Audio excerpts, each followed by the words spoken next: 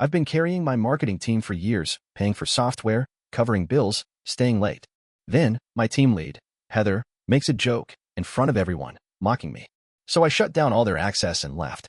Now they're begging me to come back? Nope. I'm done. I never saw it coming. The moment I thought I'd finally earned a spot at the table, to be one of the team, my own colleagues showed me just how wrong I was. I'm Carter, 33. I work at a corporate marketing firm in the heart of the city. Some days it feels like I'm drowning in work, but I've always been a go-getter. At least, that's what I tell myself when I'm knee-deep in spreadsheets and client meetings. But lately, the weight of it all felt different. It wasn't just work anymore. It was personal. The day it happened, I'd just given my intern, Charlie, a brand new smartwatch as a reward for successfully managing a tough campaign we'd all been pushing for months. The kid had put in the hours, and I'd seen the effort he'd put into making sure everything went off without a hitch. A small gesture, I thought. Nothing too crazy, but a good way to show appreciation. That afternoon, we were all gathered at the quarterly party, the kind of event that felt more like a corporate ritual than a celebration. The room was full of the usual suspects, team leads, managers, and the occasional VP who dropped by for a drink and a handshake. Most of them were chatting, networking, exchanging hollow pleasantries. Then, things took a turn. Man, Carter, if you just disappeared tomorrow, I think the project would actually run smoother, said Heather, my team lead. She had a way of saying things with just enough humor to make them sound like a joke, but not quite enough to make it funny. And, of course, the room erupted in laughter. I wanted to laugh along, to shrug it off like I had for so many similar comments in the past. But this one hit differently. It wasn't the first time Heather had made a snide remark at my expense. But today, it felt colder, more deliberate. I glanced around the room. My manager, Dave, slapped me on the back with a laugh, his smile just a little too wide. "Ah, don't take it too seriously, Carter," he said with mock pity. "You know how Heather gets." But it wasn't funny anymore. My colleagues all threw me smiles that didn't reach their eyes, and for the first time, I realized I was invisible. The hard work I'd put in, the late nights, the weekends I'd sacrificed, all of it meant nothing to them. "Yeah, totally," I said, forcing a laugh. "Real funny, right?" But it didn't feel funny. It felt like a slap in the face, and I could feel my skin grow hot with anger. I tried to drown it out. They moved on to cake cutting. Everyone gathered around the giant sheet cake with the firm's logo plastered on top, the usual team photo op about to happen. It was supposed to be a moment of celebration, but I couldn't shake off the sting. I stepped aside, hiding in the corner by the windows, watching as the others gathered for the obligatory photos, their laughter rising like a crescendo that felt more like mockery than joy. And that's when I made the decision. I pulled out my phone and started revoking access. First, I hit the project management software, locking the team out of the tools they all relied on. Next, I shut down the accounts that I'd been funding out of my own pocket, the licenses for the design tools, the paid subscriptions for content distribution. They'd all taken it for granted. Now, they'd see what it was like when the person who'd been quietly carrying the weight decided to walk away. The notification popped up on my screen. Access successfully revoked. For a moment, I stared at it. A small thrill ran through me, a sense of power that I hadn't felt in a long time. I stood there for a few more minutes, watching the team, watching the laughter that seemed to drown out the hum of the office. They didn't know it yet, but this was it. I was done. My phone buzzed in my pocket. Another email. Another task. Another urgent request. But I ignored it. I headed out to the balcony, where the cool night air hit my face like a welcome relief. The city lights twinkled below me, and I felt a strange sense of calm wash over me. It was time to go. It was time to break free. A part of me felt guilty, but it was the part that had been silenced for far too long. The part that told me to be a good employee, to be patient, to wait for recognition. But now, all that mattered was what I had done. What they would soon realize was gone. The team continued their celebration behind me, blissfully unaware of what had just shifted. And as I stood there, I couldn't help but feel a strange sense of finality. It wasn't just the end of the night. It was the beginning of something new. Something they wouldn't see coming. I didn't waste any time after I left the party. The moment I stepped into my apartment, I moved swiftly. No packing elaborate bags, no prolonged goodbyes. Just what I needed. A couple changes of clothes, my passport, and the briefcase I'd kept in the corner of my closet. It was a relic from my previous life, a carry-on that had seen more than its share of airport terminals, boardrooms, and forgotten weekends. I stared at it for a moment before grabbing it and slipping my laptop inside. It felt heavier now, though the contents hadn't changed. Same old contacts, same old files. Nothing that mattered anymore. There were a few emails I had to send, just a couple of things to finalize the separation. A few password resets, revoking access for the shared drives, for the company accounts. It was cathartic. I even made sure to draft my resignation, an auto-reply email that would go live in the morning, explaining that I was officially out. I'd had enough of being taken for granted. I wasn't going to stick around to be mocked. Once I hit send on that email, I felt a strange lightness in my chest. A finality, almost like a door closing. And with that, I was ready to leave. No trace of the Carter that had spent years in the trenches, fighting for a team that never valued him. No remnants of the worker who sacrificed his evenings, weekends, and nights for a company that only saw him as a tool. I grabbed the keys to my car, and after a brief stop at the corner store for essentials, I headed straight back to the office. It was late by then, but the building's lights were still on. A couple of stragglers in the lobby, their faces buried in their phones or papers. I walked past them without sparing a second glance. They didn't know I was about to change everything.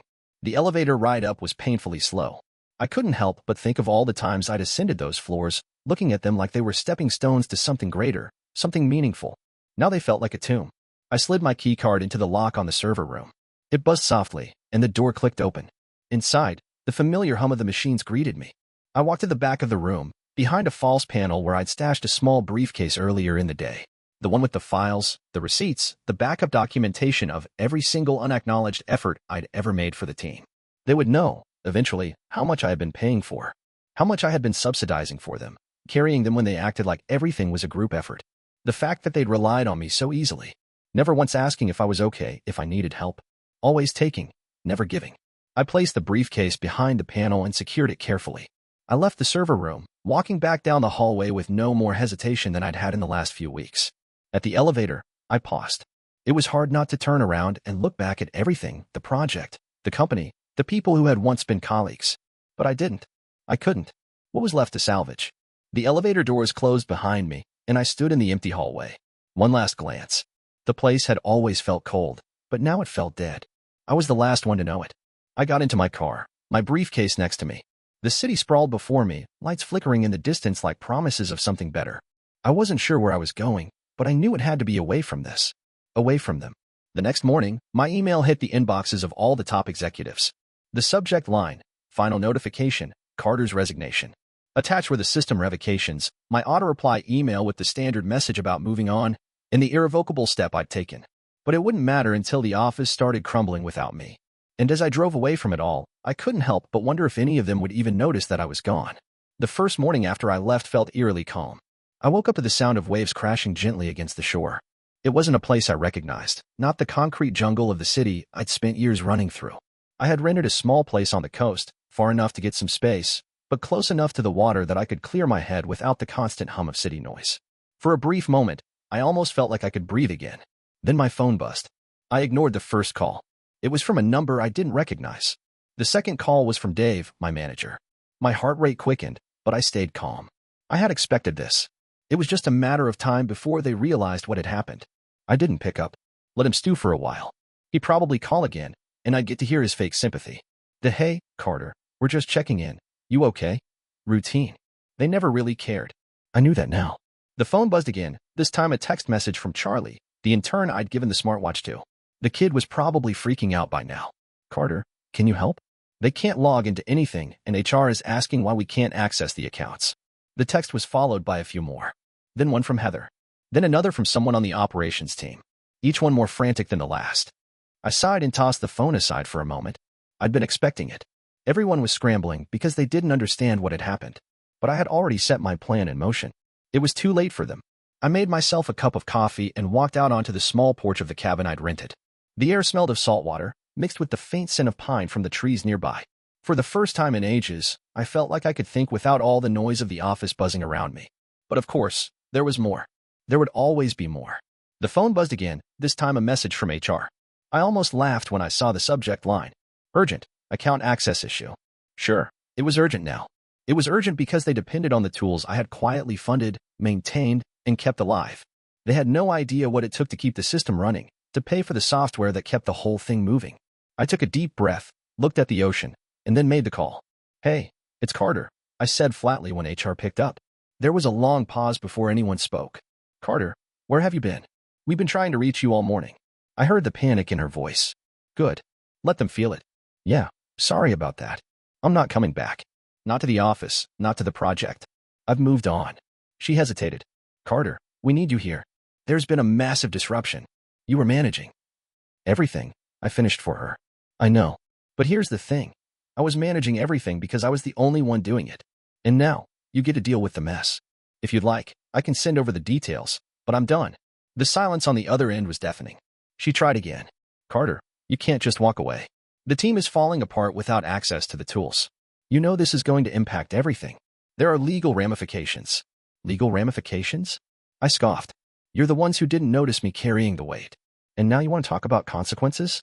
Maybe if you actually paid attention, we wouldn't be in this situation. Her voice faltered, but I could hear the wheels turning in her head. This isn't just about you, Carter. This affects the whole team. The clients. The revenue. Well, I said, my voice calm but final. That's not my problem anymore. You've got a team who's been coasting off of my work.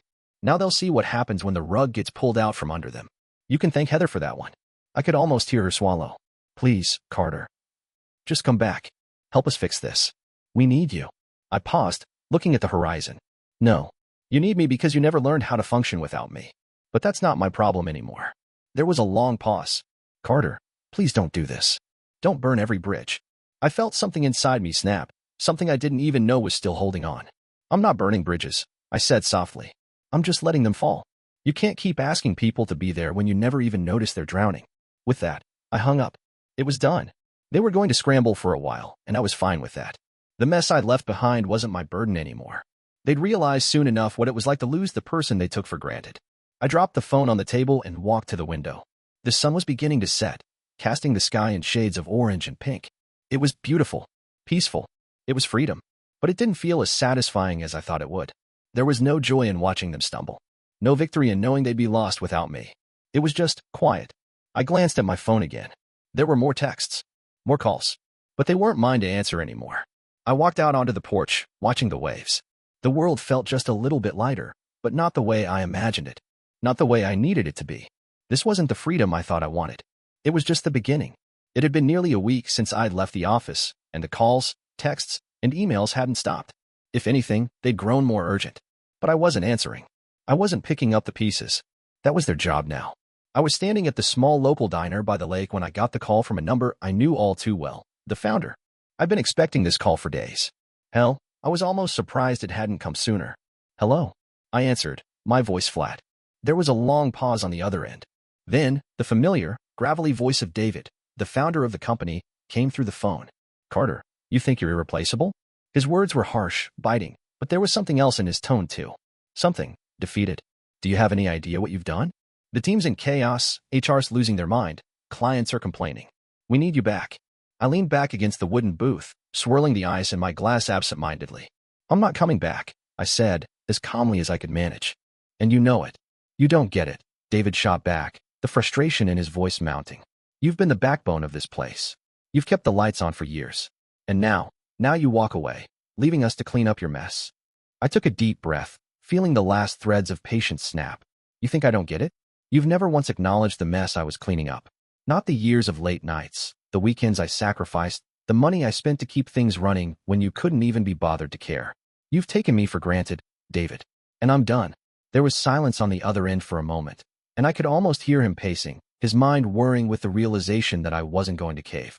Look, he said, his voice softer, a little more pleading. This isn't about what's fair or what you feel. This is about the business. We built this from nothing, Carter. We were partners. You owe me. I interrupted him, leaning forward. No, David, you owe me. I snapped. You owe me for every time I covered your ass when things went sideways.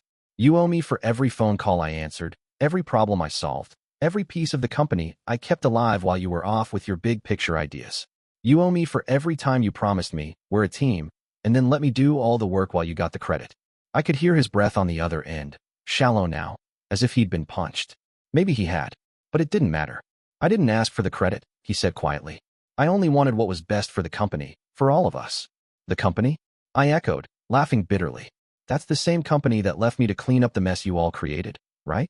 The same company that never bothered to check in on me or make sure I was okay. The same company that laughs behind closed doors while I do everything? Yeah, I think I'm done with that. There was a long pause. I could practically hear him trying to find something, anything to say that would get me back. But he couldn't. Not this time. Come on, Carter, he finally said, his voice almost pleading. You've always been there for us. You know what we can do together. The company is nothing without you. Please, come back. We need you. The words hung in the air for a moment. I could feel the weight of them pressing down, but the truth was, I had no intention of going back. The company had always needed me, but it was never about what they needed. It was about what I needed. And I was done sacrificing myself for a place that would never see me as more than a tool. I don't think you understand, I said, my voice steady. I'm not coming back. This is it. You need to figure it out on your own. You're the founder. You fix it. I could hear him muttering something on the other end, but I didn't care anymore. I wasn't going to be guilted into going back. Not after everything. Not after he had laughed with the others at my expense, while I quietly kept it all together. And by the way, I added, my voice cold, I kept receipts. Every dime I spent. Every tool I paid for.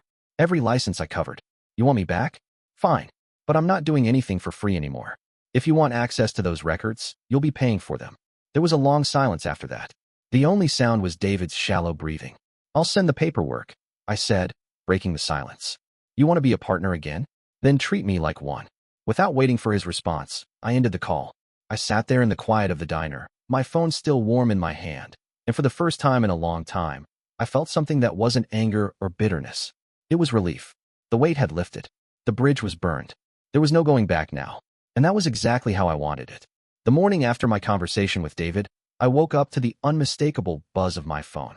It was almost as if the universe knew I needed a sign to confirm that I'd made the right decision. But it wasn't just the usual work calls or texts from people I had once considered colleagues. No, these were different. These were from the outside world, the world I'd been trying to keep hidden from for so long. First, a text from Charlie, the intern. Carter, is it true? Everyone is talking about the company falling apart without you. Then, an email from one of the bigger clients, asking, what's going on? We heard things are falling through the cracks. Should we be concerned? But the one that hit hardest was the notification from the industry blog I had subscribed to for years. They had just posted a story titled, Corporate Disruption, One Employee's Silent Contributions Exposed.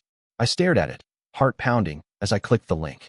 The article was an expose of the company's financial mismanagement, written in a way that could only have come from someone on the inside. The author had painstakingly detailed how the company's operations relied heavily on one person, me, and how, over the years, I had quietly kept everything afloat, funding software, covering client fees, and maintaining the company's infrastructure when no one else bothered. The article went on to explain how I had finally had enough and cut off the financial lifeline that had kept everything running. I could already feel the firestorm beginning. The company had no choice but to address it publicly. They were about to face the worst kind of exposure, the kind that left them looking incompetent, incapable, and completely dependent on someone they had never truly valued. I walked out onto the porch of my cabin, phone still in hand, staring at the article. A small part of me felt a strange sense of satisfaction.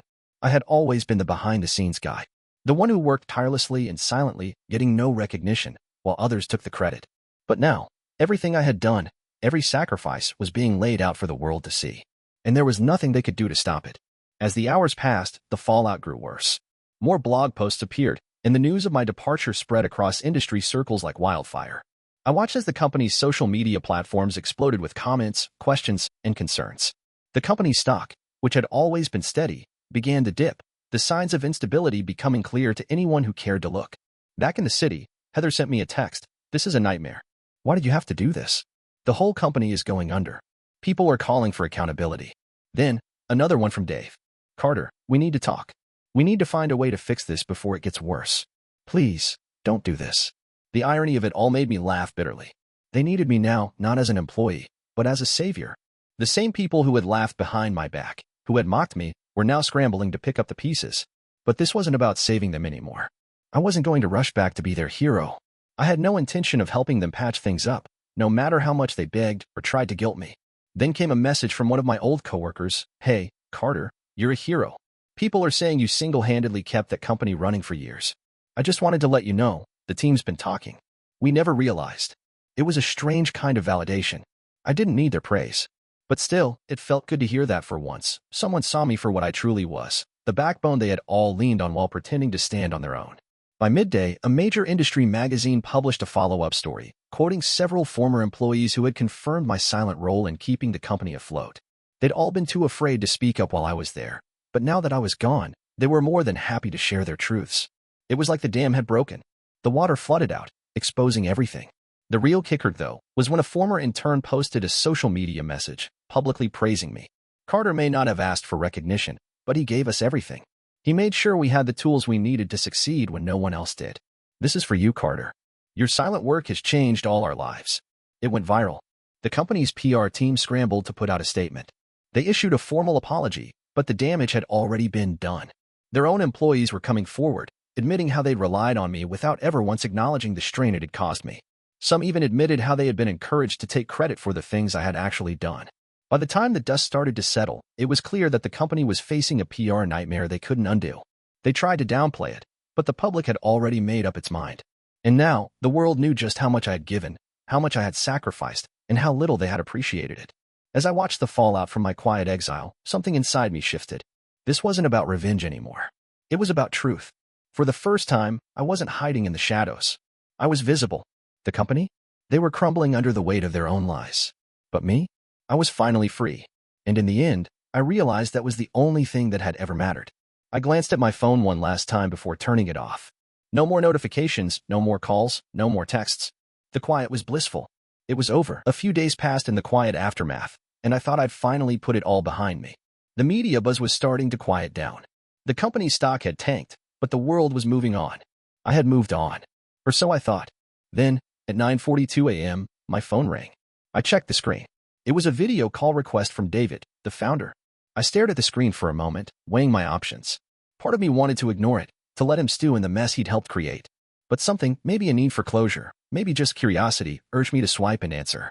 David's face appeared on the screen, looking disheveled, his suit rumpled and his tie slightly askew. The exhaustion in his eyes was unmistakable. "Hey, Carter," he said, his voice tired, almost pleading. "I know it's been a lot, and I know things got out of hand, but we need to talk. I want to make this right.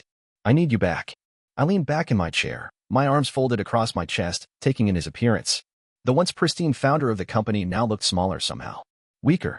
The man who had built this empire was now sitting on the other side of a screen, begging for my help. "You want me back?" I asked, the words dripping with disbelief. "You really think I'm going to walk back into that mess?" David ran a hand through his hair, his fingers tugging at the strands as if he could pull the situation back together with a single gesture. "Carter, I didn't realize how much you were doing. I didn't see it, and I should have. But I'm asking you, please. The company can't survive without you. I can't survive without you. You were more than just an employee to me." His words hit me harder than I expected. They sounded genuine, even heartfelt. The years of hard work, of dedication, of my silent contributions, all of it was suddenly laid bare. But there was no going back. I could hear the desperation in his voice, and I could see the cracks in the facade he had worked so hard to build. The empire was crumbling. And even though I'd once been a part of it, I wasn't willing to throw myself back into the rubble. "I'm not coming back, David," I said, my voice steady. "I'm not your savior. You built this company on the backs of people who were too afraid to speak up, people who were too afraid to acknowledge the ones doing all the work. That was my mistake. I should have spoken up sooner." His face tightened. "You're angry, and I get it. I would be too.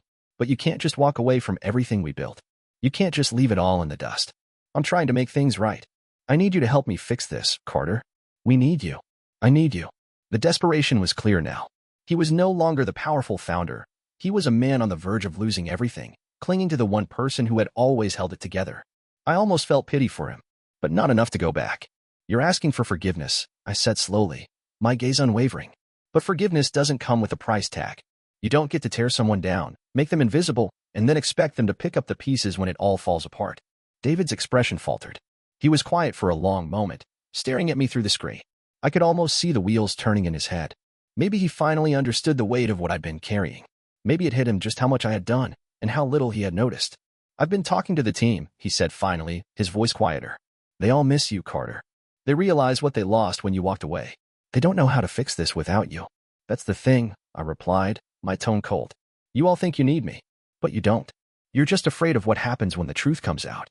Afraid of the reality that the company you've built isn't what you thought it was. It's built on dependency, on exploitation. It's not just about me, David. It's about everyone who was left in the shadows, doing the work while you took the credit." David was silent. His eyes flicked down to the desk in front of him, his shoulders slumping as if he had aged 10 years in the span of a few minutes. I could almost feel the weight of his regret, but it didn't change anything. "I'm not the answer anymore," I said, my voice firm, cutting through the silence. "The company needs to face the truth. You all need to own up to what you've done. I'm not going to be the one to fix it. Not anymore." He looked at me for a long time, his eyes searching my face, looking for something, a crack, a sign that I might come back, that I might forgive him, forgive them. but I didn't waver. You were more than just an employee to me, he repeated, almost desperately. I was more than just a tool, I shot back, my voice sharp. And I'm not your fool anymore, David. There was another pause, longer this time. David's eyes fell again, and he exhaled deeply. I guess this is it, then, he said softly. You're really done. Yeah, I replied, leaning back in my chair. I'm done. He nodded, but it wasn't the nod of someone who had been defeated. It was the nod of someone who realized they were standing in the wreckage of something they didn't fully understand. They built the house on shaky ground, and now it was collapsing, brick by brick. And they were left standing there, in the rubble, trying to figure out where they went wrong. Goodbye, David, I said, turning away from the screen. Goodbye, Carter. And with that, I ended the call. The silence that followed was deafening. The weight of it all, the years, the betrayals, the silence I had lived in for so long, felt like a distant memory now. It was over. And for the first time in a long time, I felt free. I woke up the next morning to the familiar buzz of my phone. The screen flashed with multiple missed calls, text messages, and emails. But this time, the names on the notifications were different. HR, the legal team, and, of course, David. I sighed, rubbing my temples as I scrolled through the messages. They were desperate. The tone of urgency was thick in every text. But the one that caught my attention was from an unknown number, marked legal notice, breach of loyalty.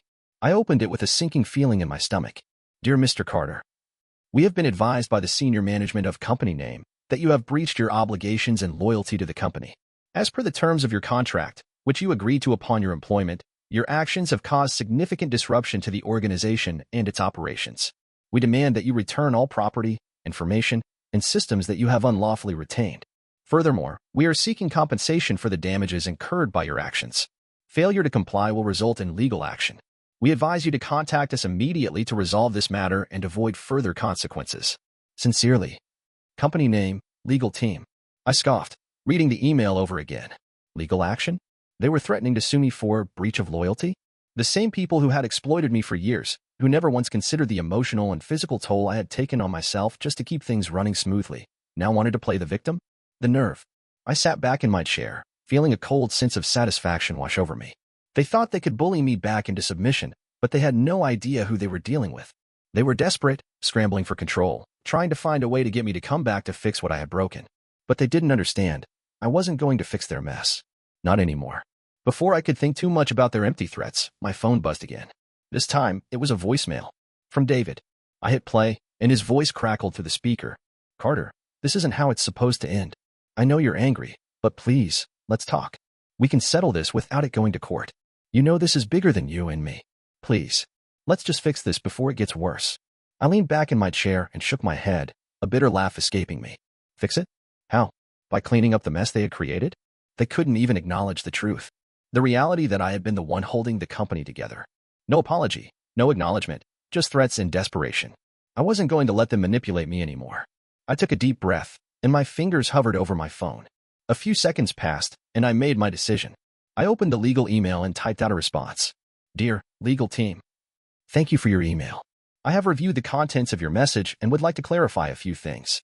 First, as you are well aware, I have always gone above and beyond in my role, often covering for the team's lack of initiative, funding tools and systems out of my own pocket, and ensuring that operations continued without interruption. This is not a breach of loyalty, but rather the result of your company's failure to acknowledge the work I've done and the sacrifices I've made. Second, I will not be returning any property or systems that I had access to, as I never agreed to give up my personal contributions. The company's failure to secure its own operations is not my responsibility. Lastly, I would advise you to review the contractual obligations and legal language surrounding this situation. Should you wish to pursue legal action, I will be happy to provide evidence and documentation of the extensive financial support I provided to the company over the years. In light of these facts, I would suggest you reconsider the threat of legal action. This will not end well for the company. Best regards. Carter. I hit send. That was it. Let them try to sue me. Let them take me to court. The truth was on my side. And it wasn't just about the money anymore. It was about showing them that they couldn't keep taking advantage of people and expect them to stay silent. It was about exposing them for what they were. I sat back again, taking in the moment. I didn't feel scared or even angry. I felt calm, free. The weight of all those years, all those sacrifices, was lifting from my shoulders, and I could finally breathe. The next few hours were a blur. The phone calls kept coming, but I ignored them. The legal threats, the messages from HR, and even from former colleagues who were now reaching out, confused and scared. Then, as if on cue, the news hit. Carter to face legal action from former employer over breach of loyalty, the headline read, followed by the usual mix of outrage and commentary. The company had already started to paint me as a rogue employee who had betrayed them, the narrative they were trying to sell to the public. I didn't care. The more they fought it, the worse it would get for them. By the time the day was over, I had received several messages from old colleagues, even Charlie, the intern. They were apologetic, regretful. Some were even saying that they understood why I had done what I did. A few were asking if I was okay. I didn't reply. As night fell, I stood up from my desk and stretched. The weight of the day finally settled in, but I wasn't tired. I was at peace. I had done what I needed to do.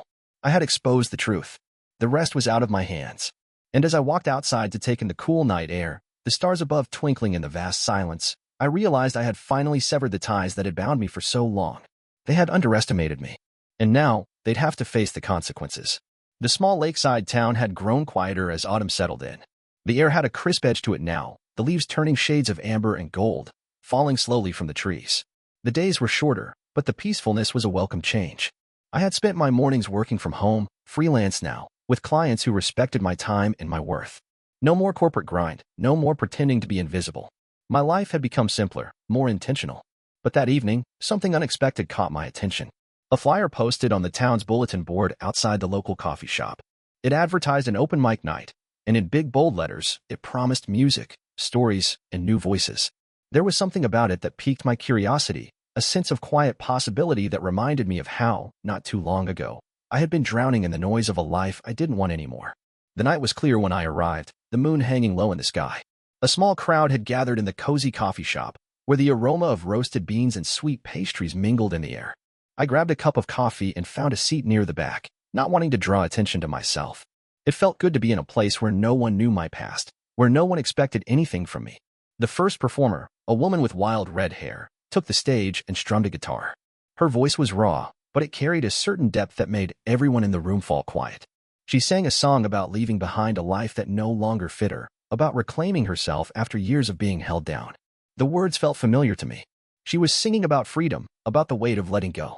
I sat back in my chair, letting the music wash over me, the memories of the last few weeks playing like a montage in my head. As she finished her song, the applause echoed through the small space, and the next performer took the stage, a street artist, a young guy who looked like he'd been on the road for years. His guitar was worn, his fingers nimble as he began to play. His song was simple, but there was something about it that made the room fall even quieter. His lyrics, though unpolished, carried a depth that hit me somewhere deep. He sang about escape, about the open road, about finding yourself in the silence of nowhere. And as his song played out, it felt like the music itself had healed some small part of me I hadn't even realized was broken. It wasn't until he reached the final chorus that I realized I was smiling. Not a forced smile, not one that came from the need to pretend I was fine. No, this smile was real. It was the first time in a long time that I had truly felt connected to something again, something raw, something unpolished, something real.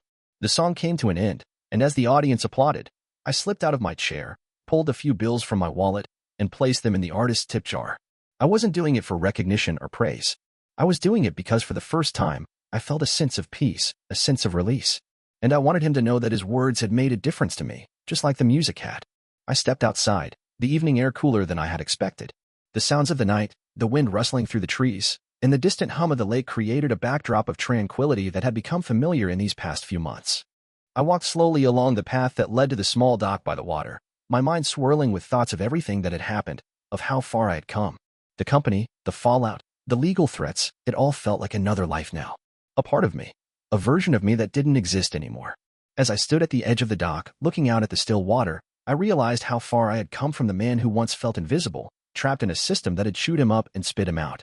I had been so focused on their expectations of me, on their demands for my time and energy, that I had forgotten what it meant to live for myself. I hadn't just survived the break. I had transformed because of it. A breeze picked up, carrying the scent of the lake and the surrounding woods, and I closed my eyes for a moment, taking it all in. For the first time, I wasn't worried about what was coming next, about the damage I'd left behind. I wasn't concerned with their expectations or their judgments. I wasn't waiting for their approval. I had finally found my own peace. And with that, I turned back, walking slowly toward the small cabin that had become my refuge, my sanctuary. There was no rush, no urgency. Just the quiet certainty that I had made the right choice. That I had given myself the freedom I had so desperately needed. And for the first time in years, I knew that was enough.